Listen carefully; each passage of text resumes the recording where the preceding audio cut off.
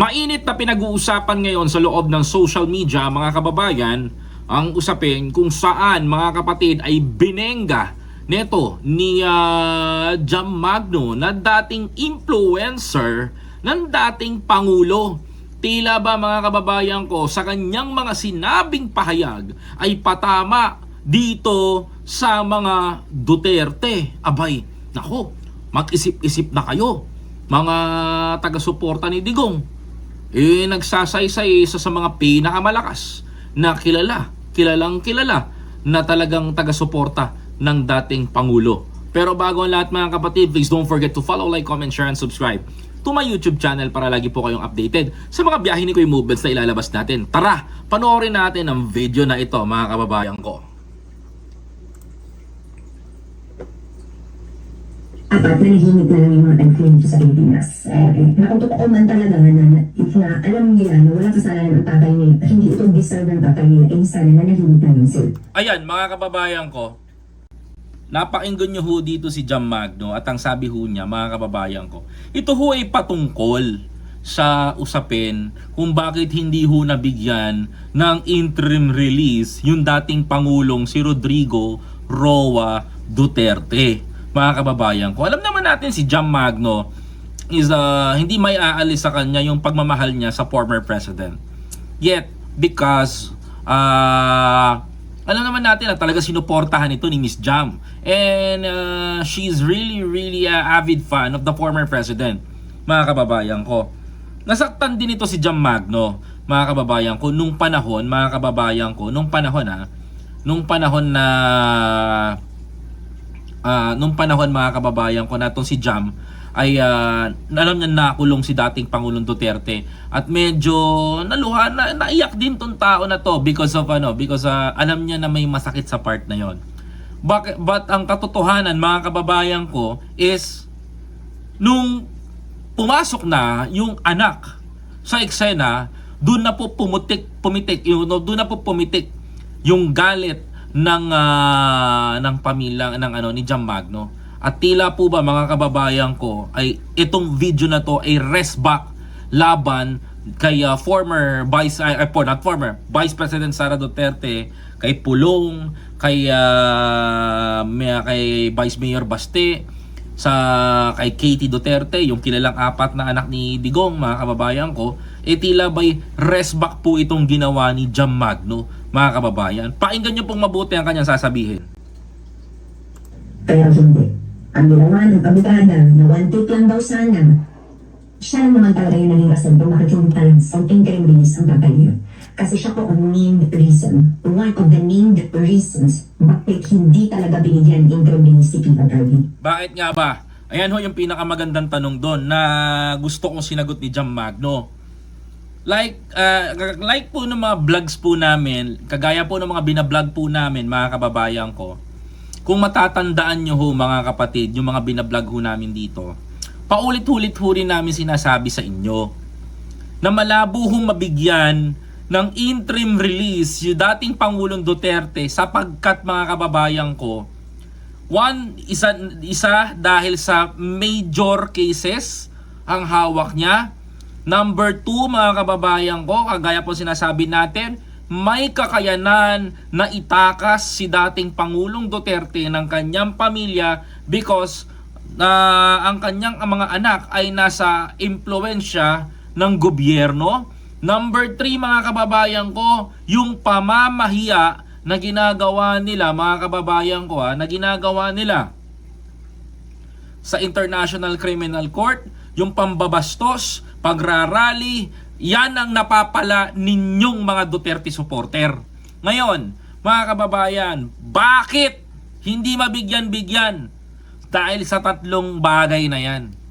Dahil sa inyong mga supporter na nagkakalat, nag-aaway sa humba. Ayan ang dahilan kung bakit hindi mabigyan ng interim release si dating Pangulong Duterte. Balikan ko kayo, yung mga nasa Netherlands. Sisihin ninyo si Harry Roque kung bakit hindi mabigyan ng interim release yang tatay ninyo. Balikan nyo yung mga Duterte, yung mga anak na maiingay, na gamit, na pagod, na yung matanda doon na nakakulong, gamit sa kanilang propaganda para sa 2028. Ngayon, mahirap bang aminin yung sinasabi natin na inalay nyo yung former president papunta dun sa Netherlands para magamit ninyo sa 2028? Ang hirap sabihin sa publiko, pero bistado na kayo. Wala na kayong kawala pa. Dahil unti na nalalaman ng mga Pilipino ang mga pinaggagawa ninyo. Hirap na ba kayo? Hindi pa ba kayo pagod? Yung may mga pakananang bring him home. Yan ang problema sa inyo. Tandaan nyo, hindi tanga ang ICC. Hindi tanga ang International Criminal Court para hindi makita yung capability na kakayanan nyo.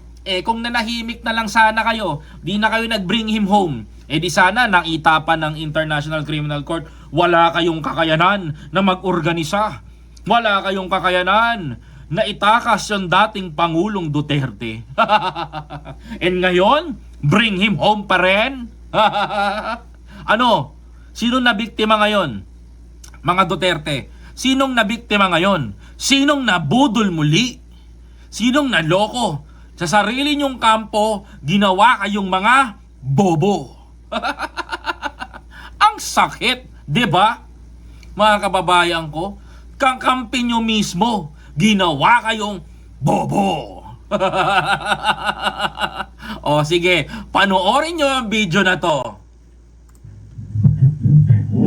Kaya natatawa ako na mag-aapil-apil na babe, sana bago kayo mag-apil, ayusin nyo po muna at pansalitan nyo at pansabihan nyo ang kapatid ninyo. Kung yun ang kong rason, kings kailangan bayaran ni PBBM yung ICC dahil libre ang pinagagagawa ng kagabuhan. Real talk, mga kababayan. 'Di ba? Tapos isisisi nyo kay Bongbong Marcos. Alam nyo sa totoo lang ito problema sa inyo sa totoo lang Gagawa-gawa kayo ng ingay, gagawa-gawa kayo ng kalokohan, gagawa-gawa kayo ng drama, gagawa-gawa kayo ng eksena sa EDSA, sa nag-rally, and sisigaw kayo ng bring him home. Ngayon, mga kababayan ko, natuluyan, si BBM pa rin na may kasalanan. Ganyan kayo mansisi. Gamit ninyo rin si Pangulong Bongbong Marcos sa propaganda ninyo. What do you think, mga DDS? Kayo na humusga. Bingi pa rin ba kayo? Ayaw nyo pa rin ba? Di pa rin ba kayo makikinig? Magbubulag-bulagan pa rin ba kayo? Abay, grabe na yan. Hindi na normal yan. Parang sakit na yan. 'Di ba? Hindi na yan hindi na yan parang tinamaan na kayo ng Duterte syndrome. Yung kahit mali na yung ginagawa, tama sa inyong paningin. Walang gamot dyan. Kundi magpakatino. Yun ang tandaan nyo. Mga Duterte supporter, makinig kayo. Tama yung sinasabi ni Jam Magno dito. Panoorin nyo. Libre ho ang pinagagawa ng Bring Him Home rally na wala talagang tutulungan, nagigiin pa siya sa loob. Di ba? Saan ka nakahanap na may kaso na papayag ang mga judge na iinsultuhin sila? Sige nga, and you expect na mag-a-adjust ang mga taga-ICC para sa inyo. Are you? Tama nga naman, mga kababayan ko.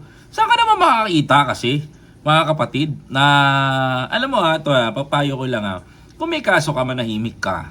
Kung meron kang kinasasangkutang kaso, manahimik ka, huwag ka magsalita. Everything na sasabihin mo kasi pwede maging laban sa'yo. Tama yung sinabi ni Jam Magno sa totoo lang mga kababayan ko. Saan ka makakita na may judge, mga kababayan ko, na may judge may judge.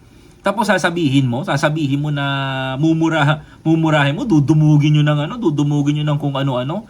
Tapos pagsasalitaan ninyo and everything, babanatan nyo ng babanatan. Anong mangyayari sa bansa natin? 'Di ba? Anong mangyayari sa bansa natin? Wag nyo na lang kami idamay sa ano na lang mangyayari sa kaso nyo. 'Di ba? 'di ba ano nangyari? Hindi kayo binigyan ng interim release. Ano tawag doon, mga kababayan ko? Di BOBO, 'di ba? Mga Di ba? Mga kapatid, kaya tayo kayo, pag harap nyo lang si Atty. Larry Gato, sasabihan kayo, mga! Oo. Kaya magpropaganda pa kayo, bring him home. Tapos isisi nyo kay Pangulong Bongbong Marcos ulit. Isisi nyo ng isisi sa gobyerno. Yung kalokohan ng mga anak ni Digong. Diba? Sino ba? Sisihin nyo ngayon yung may mga pakana ng rally sa Netherlands, rally dito sa rally dito sa Manila, yung mga nag-udyok sa inyo. Ngayon, doon kayo gumawa ngayon because they are the, what we call this, they are the, one of the, tawag sa sa Tagalog, para mas madali. Sila yung talagang, tawag to, involved doon sa, ano mo yun? Nasa dulo ng dila ko eh.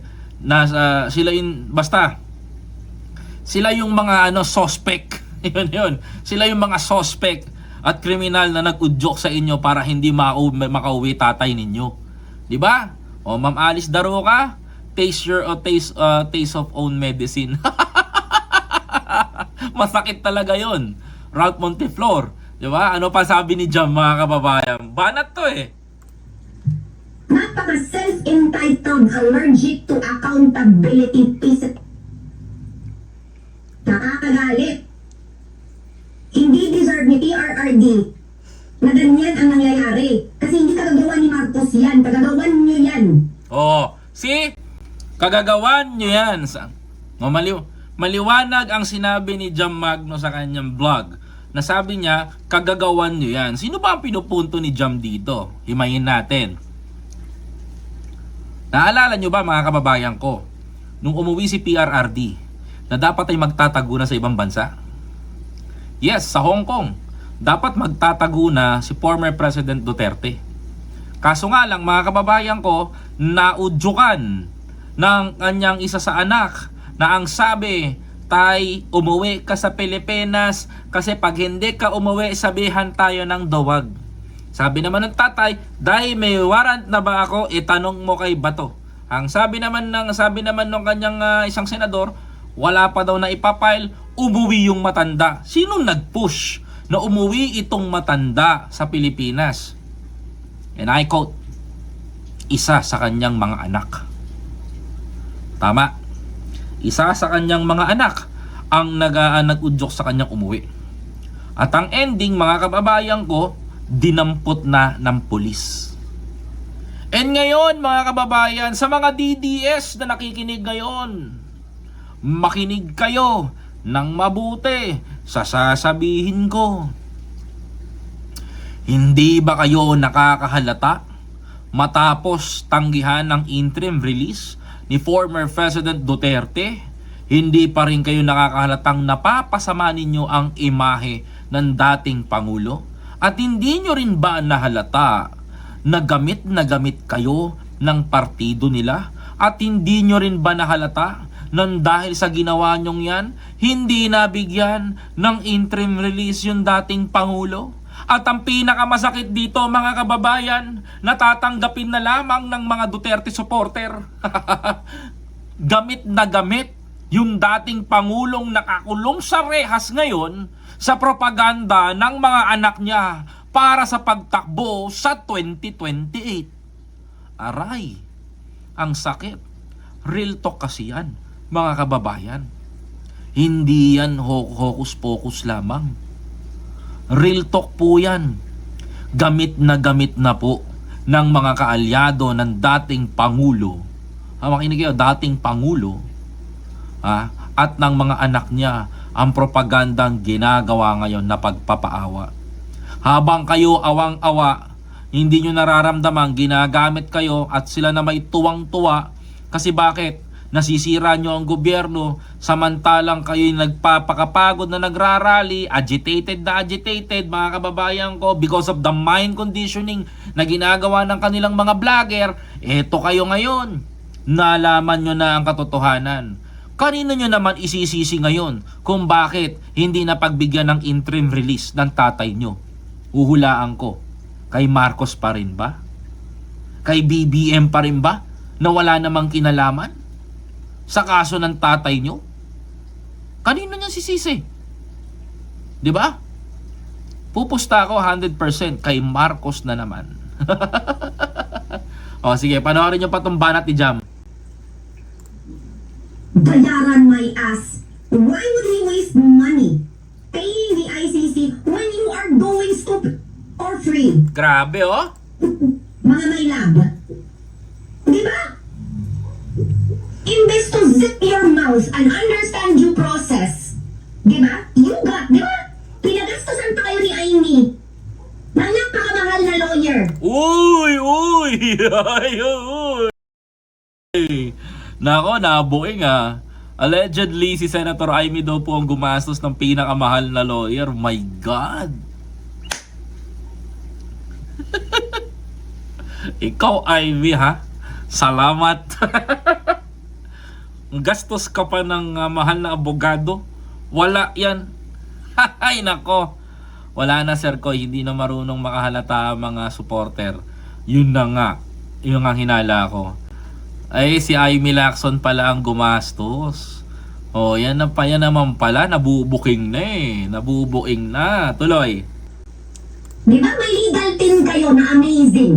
Walang narawa ang legal team niya na amazing na napakamahal kasi hindi naman yan libre. Kung libre naman ang katanamang ginagawa para hindi talaga mabigyan ng interim release si PRRD dahil gamit na gamit niya siya na nasa loob lang siya. Ayun! Dali mo dyan, Magno.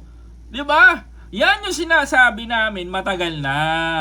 Gamit na gamit ang former president sa propaganda ng mga anak niya. Yan yung aming pinupunto na hindi nyo maintindihan. Ngayon mga kababayan, sige nga, dati nyo ng kaalyado ang nagsasalita. Paniniwalaan nyo pa rin ba, mga kababayan? Itong sinasabi ng mga Duterte. Duterte kuno. Swerte ni Kapman, may sakalaki ng sahod. 'Di ba? Yan ang nakaka-insulto. Mga kababayan ko, imagine niyo, yan yung nangyayari. Wala pa rin ginagawa yung mga anak. O anong gagawin natin? Di wala, mga kababayan. Diyan sila diyan sila matindi. 'Di ba? O tuloy. Diba? Tapos dumoble ang galit ko, nabasa ko na yung public pages eh. Kaya ayoko na sanang gawin to, pero request. Diba? Nakakagalit. Nakakagalit dahil hindi kailangang pumunta sa dahil makikipagbardagulan para sa humbak at ipapahiya ang sarili kong bansa para sabihin mahal ko si PRRD.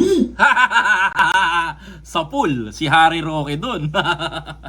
No, nakikipagtalo dahil sa humba, mga kababayan. Tama kasi yung vlogger doon si Alvin. Sa totoo lang. Tama si Alvin doon. Yung naka-base sa Netherlands na vlogger na si Alvin na DDS. Yun, maniniwala ako. So Duterte supporter, Duterte talaga yon. Kasi mga kababayan ko, alam niya yung grounds niya eh, kung saan siya lulugar. Unlike dito kay Harry Roque na makapagtago lang, makapag-ingay lang, mga kababayan ko, galawang MPA ang gagawin. Galawang rallyista. Di ba yung makapagtago ka lang, mga kababayan ko? Ganun yung galawan ni Harry. Mga kababayan, kaya nga nakakasama ng loob, mga kababayan ko. Yung tirada nila, nakakatawa lang. Kasi kung makikita ninyo, 'di ba? Ang binabanata na dito ni Jam, mga kababayan ko, is the former spokesperson ng dating pangulo na si Harry Roque. Mga kababayan ko, yun yung kinakana niya dito, mga kababayan. Kaya medyo gulat na gulat din ako sa mga atake ni Jam dito eh. Marami siyang binanatan dito ha. Pakinggan niyo pa to. Dahil kung mahal niyo siya, gagawin niyo lahat para hindi siya mas maipit sa daig, mga be. Diba? Gagawin niyo lahat na susundin at respetuin ang korte. Palibhasa kasi, sanay na sanay kasi kayo, diba? Na self-entitled kayo. Main character energy kayo. Eh, ang main character lang naman, si PRRD lang. Real talk again. What's up, Harry Roque and Sara Duterte? Shoutout sa inyo dyan. Nako. Excuse me. Oh, shoutout sa inyo dyan. Oh, kayo na binabanatan dito. 'Di ba? Mga self-entitled.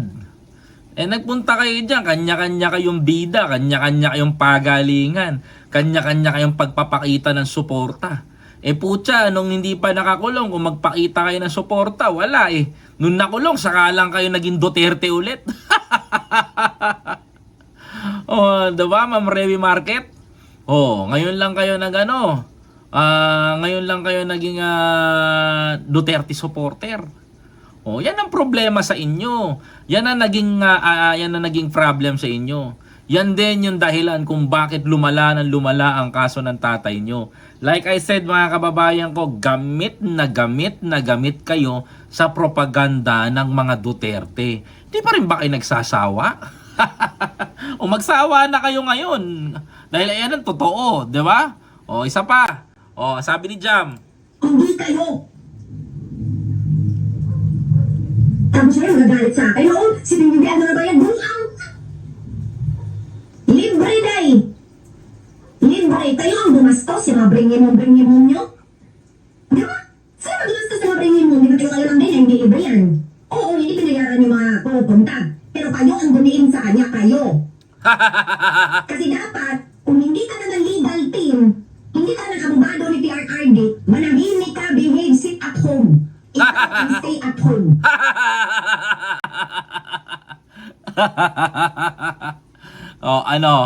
Mga DDS, okay pa ba kayo? Kaya nyo pa ba? Nakakahinga pa ba kayo ng maluwag after this? Mga oplok eh. Di ba? Nakatikim kayo ngayon. Now you understand kung bakit. Now, naintindihan nyo kung bakit. Mas maiintindihan nyo pa kung bakit ganun. Di ba, mga DDS? Bring him home pa. Pakita nyo pa kung gaano kayo karami. Di ba? Kahit ako eh. Di ba, nasa korte na? Nilalaban nyo na sa korte. Ginanyan nyo pa. Kung ako sa inyo, mga kababayan ko, hindi na nagrally si Buday sa iba't ibang bansa. Hindi na nanira ng nanira. Di ba? Sabi ko nga sa inyo it can affect the case of the former president sa mga ginagawa nila. Hindi nga ako nagkamali, sinabi ko, tinamaan nga, mga kababayan ko. Hindi ako magkakamali rin dahil sinabi ko sa inyo dyan. Dahil sa kakaganyan nila ng kakaganyan, sinabi ko sa inyo, uulitin ko, banat kayo ng banat ng ganyan, sige, sabi ko, di ba? Ano mangyayari, tatamaan ng kaso at maapektuhan yan. Hindi ako nagkamali. Yun na nangyari ngayon. Kung ako naman talaga taga-ICC, mga kababayan ko, matatakot ako eh. Ba't ko pakakawalan to sa custody namin? Kung kayang-kayang itago ng mga anak nila. Diba? Ng mga anak niya. At kayang-kayang itago ng mga supporter ito. Isip-isip din. Diba? Diba, mga kababayan ko? Yan yung pinaka-impact doon. Ano pa sabi ni Jam, mga kababayan? Pero hindi. Dahil sinusuportahan nyo at sinasamba nyo yung mga anak niya na ginagawa lang naman siya ang political leverage. Do not do that to my father, Simon. Kayo ang may gawa. Sino yan? Uy, tinamaan doon si Tinamaan doon si mga kapatid. Tinamaan doon si Katie Sa pool siya doon. Abay, oo. Yung binabanatan ni Jam Magno na to, si Katie na to. Mga kababayan ko. Asa na ngayon si Katie? Yan po yung tinamaan si Katie dito dahil words ni Katie yan. Panoorin nyo. Kayo ang may gawa. Kaya nga, mahal na mahal siya, kaya sinusunod ang kagustuhan nyo. Kasi kain na kain ang tae with extra rice yung mga DDS. God damn it! Oh my God! Kain na kain ng tae ang mga DDS. Ouch, man! Ew! Kadiri! Sakit nun mga kababayan yung sabihan kayo ng dati yung kasama, nakain na kain ng tae ng mga DDS with extra rice. Joke!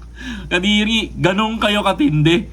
O kaya nyo pa ba mga DDS? Sabi ko sa inyo I told you guys, gamit na gamit ng mga DDS ngayon sa propaganda. Yung mga nagrarally dyan sa labas, mga nagsasalita dyan, mga nagwawala dyan, yung mga ginagalit, kayo yung mga gamit na gamit nila, mga kababayan ko. Di ba? Kayo yung gamit na gamit. Ngayon, mga kababayan, kayo mga kababayan ko, itong mga DDS na to, sila kaya yung tinatamaan ng paulan itong mga dating taga-suporta nila. Kasi imaginein mo I really admire Miss Jam Magno because alam ko na tama yung sinasabi niya. Sa totoo lang, tama. I have no doubt. Kasi talagang ito yung dapat na malaman ng taong bayan. And also, talaga naman totoo yung sinasabi niya dito.